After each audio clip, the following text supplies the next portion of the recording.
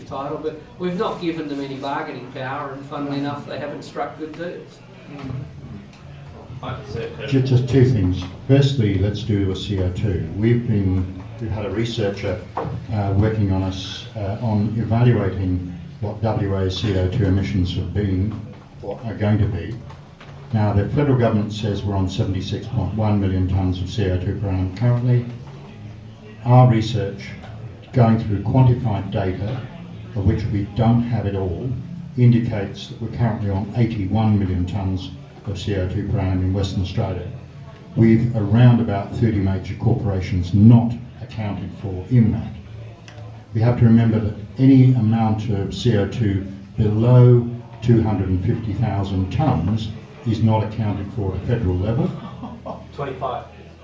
25. Yeah. Sorry. And that in Western Australia, the EPA won't look at any project for a CO2 perspective unless it's over 100,000 tonnes. Having done that, our forward projections are a further 73 million tonnes of CO2 per annum based on known developments that are coming on stream. None of this is guesswork, it's all from company documents. We've written to most of the companies. Companies have come back to us with their figures. They've asked us not to publish which company and what industry, but we now know that we're on target for 150 million tonnes of CO2 per annum at least. What then becomes the problem is that we actually were on 54 million tonnes of CO2 per annum in 1995, the figure that we said we would actually only allow an 8% exceedance of. Just coming back to the horrors of native title and what's been going on with the Yindjibarndi people at various locations around the country, the state government is currently rewriting the Indigenous Heritage Act to remove the rights of Indigenous people to protect heritage. Oh, that's terrible. They brought a specialist over who rewrote the Queensland Act, and it will disband the ACMC, the Aboriginal Cultural Materials Committee, put in place an industry-based reporting system, no confidentiality over any site ever again. They all must be on the records at Mines Department. It is going to make an absolute mockery of the whole issue of heritage in this state.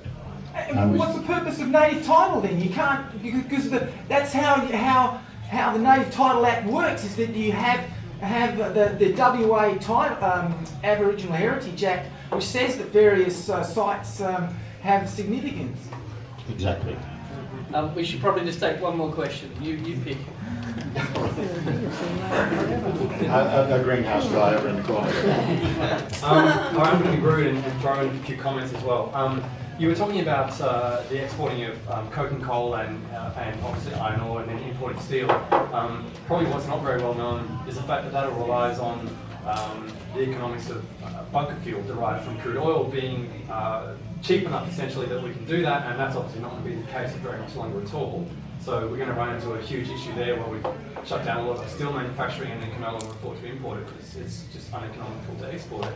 He also talked about Saudi Arabia being an example of exporting their oil, but I could be wrong, but as far as I understand it, the vast majority of Saudi Arabian oil is produced and exported by Saudi Aramco, which is a state-owned institution, same as in Iran, Brazil, etc., and they're actually the largest oil companies in the world.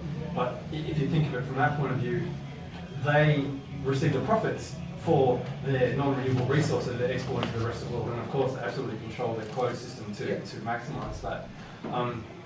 And I actually grew up in Karratha, and up until from the age of 10 till I was 17 when I left to come down to uni, and I remember like our family home was like a 3-bedroom, 2-bathroom place, had a big swimming pool, and it was something like 130,000 when we bought it in the mid-80s. I think it's probably worth well over $1 million now. It would be. I don't want to say who, but I have relatives that work in both the health sector and in the oil and gas industry, and I know for a fact that you've got the more than 20-year-old Karratha Hospital, which is literally falling apart, can't service the community, and couldn't really even 10, 15 years ago.